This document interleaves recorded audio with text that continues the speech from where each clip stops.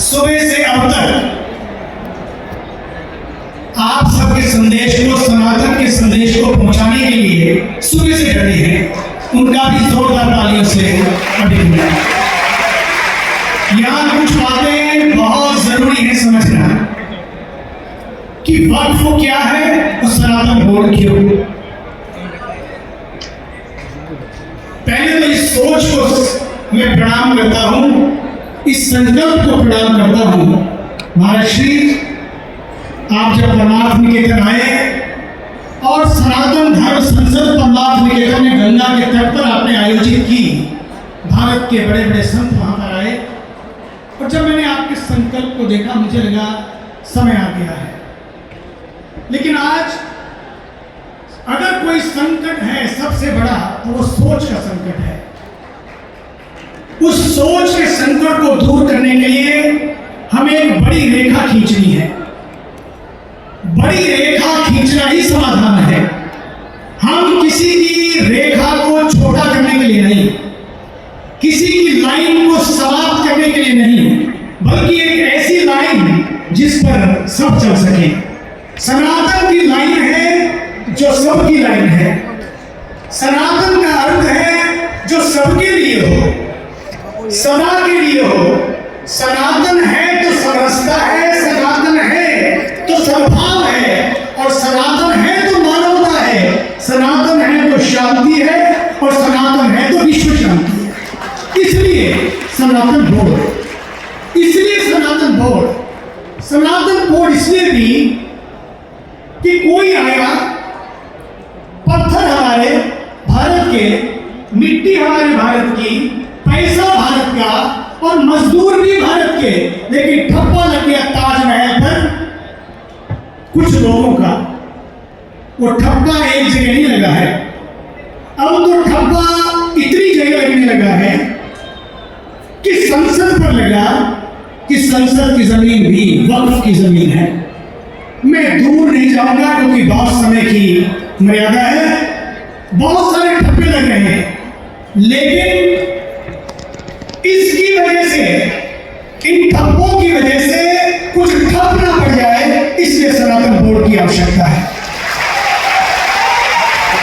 भारत की व्यवस्था ठप ना पड़ जाए, इसलिए सनातन बोर्ड की आवश्यकता है।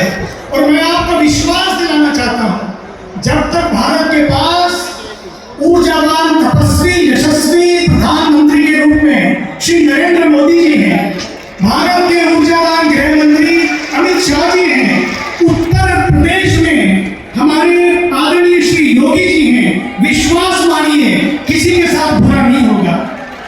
किसी के साथ भी संविधान से बाहर जाकर कोई कार्रवाई नहीं होगी। संविधान का अर्थ है जहां सब समान, सबका सम्मान, और यही है सनातन का विधान, और यही है इस देश का संविधान।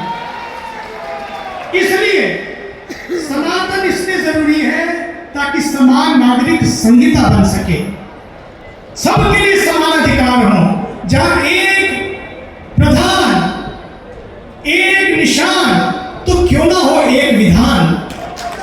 एक विधान का नाम ही है वक्फ बोर्ड में संशोधन। वक्फ बोर्ड क्या है? केवल 30 सेकंड में वक्फ बोर्ड क्या है? वक्फ बोर्ड का अर्थ है कि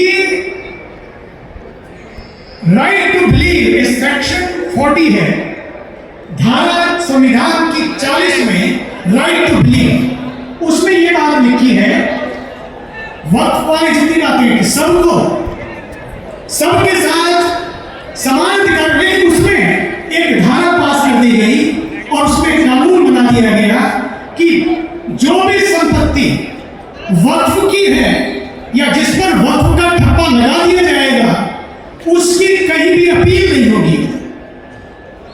उसके लिए कोई court, supreme court, high court नहीं, बल्कि उसके लिए अगर कहीं जाना पड़ेगा तो एक ट्रिब्यूनल में जाना होगा, और उस ट्रिब्यूनल में यदि कोई होगा तो केवल मुसलमान के 5 लोग या जो भी लोग बैठे होंगे, कोई दूसरा नहीं होगा। अब बदलाव क्या लाया जा रहा है?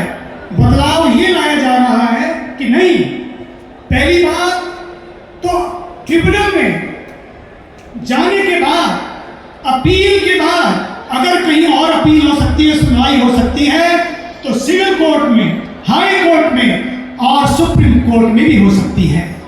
दूसरी बात, उसमें बदलाव में 2 लोग, वो 5 नहीं बल्कि 2 अन्य धर्मों के लोग भी होंगे। ये संक्षेप में है, ताकि किसी भी जमीन पर हाथ रख दिया और वो हमारी हो गई, अब ये नहीं होगा, इसलिए संशोधन लाया जा रहा है।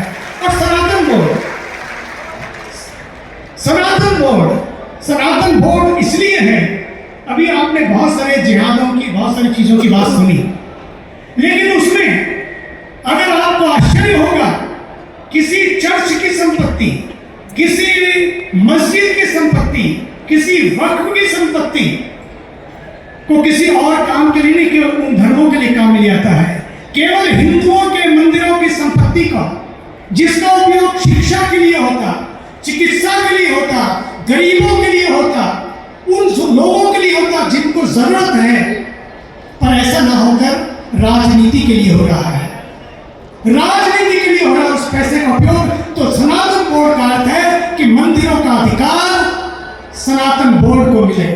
सनातन बोर्ड का मतलब है सारा हिंदुओं का पैसा सनातन बोर्ड के माध्यम से या एक व्यवस्था के माध्यम से, उन मंदिरों के माध्यम से शिक्षा, चिकित्सा और समाज में बेहतरी लाने के लिए। पिछले 10 साल छोड़ दे, 7 साल, पिछले 60 साल में आपको आश्चर्य होगा, वो वक्फ का सारा पैसा संपत्तियों का कुछ मुट्ठियों में बंद रहा, कुछ लोग जिनकी मुट्ठियों में बंद रहा, अब वो मुट्ठियां खुलने जा रही हैं, तो ये समस्या हो रही है। जिनकी मुट्ठियां खाली हो रही हैं उन्हें समस्या है, लेकिन ये पैसा, ये मुट्ठियां जिनकी आज तक भर नहीं पाई, ये पैसा उन गरीबों के लिए हो, उन लोगों के लिए हो, ताकि जिनकी शिक्षा और चिकित्सा। अंतिम बात के रूप में मैं कहना चाहता हूं, आपको ये ध्यान रखना होगा।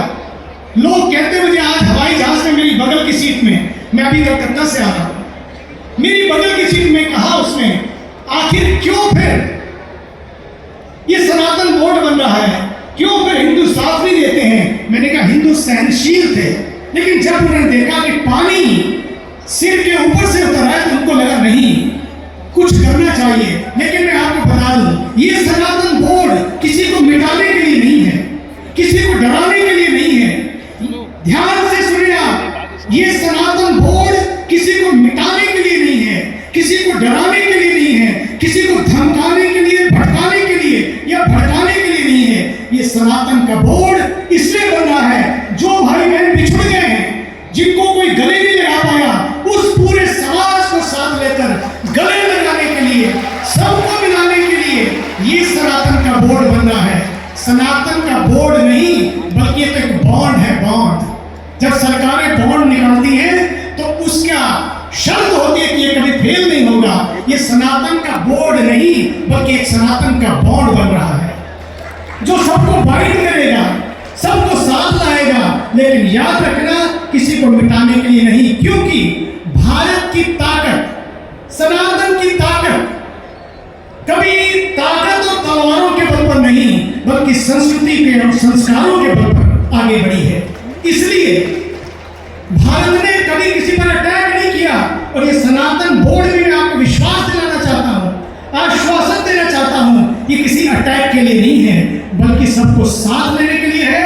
वो जो छूट गए हैं उनको अट्रैक्ट करने के लिए है, ताकि हम मिलकर अपने हर भाई को, अपनी हर बहन को गले लगा सके। अंतिम बात के रूप में महाराष्ट्र के चुनाव, महाराष्ट्र के चुनाव के बारे में बहुत सारी बातें हमने सुनी। मैं तो कहना चाहता हूं, शिवाजी की वो धरती और बाल ठाकरे जी ने जैसे उसको आगे बढ़ाया अद्भुत रूप से, और फिर उद्धव ठाकरे जी, तो मैं तो कहना चाहूंगा अभी भी समय है, शिवाजी की धरती, बाल ठाकरे का वो पुण्य, उनका वो विश्वास हिंदू धर्म में, सनातन धर्म में, उसको लेकर मैं तो चाहूंगा उद्धव जी अभी भी समय है, घर वापसी हो जाए, ताकि सारे समाज को हम लोग शांति प्रदान कर सके। जो बटे हैं वो कटे। बात आई योगी जी की, उन्होंने नारा दिया, ये नारा नहीं केवल भारत कभी नारों पर विश्वास नहीं करता, विचारों पर विश्वास करता है। अंतिम बात के रूप में मैं कहना चाहूंगा, बटेंगे तो कटेंगे, अर्थ इतना ही है, जब जब भारत बटा है तब तब भारत कटा है, जब जब भारत बटा है तब तब भारत कटा है, और जब जब भारत बटा है तब तब भारत घटा है। इसलिए सबको साथ में रहना है।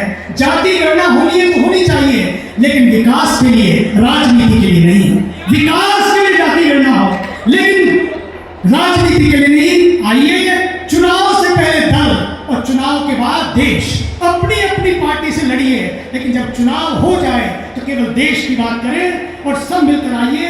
यही सनातन बोर्ड चाहता है, यही हमारे आदरणीय, जब भी मेरी बात हुई हमारे आदरणीय देवकी नंदन जी यही चाहते हैं कि बस बात मथुरा की हो, काशी की हो, सब की हो, संविधान सम्मत हो।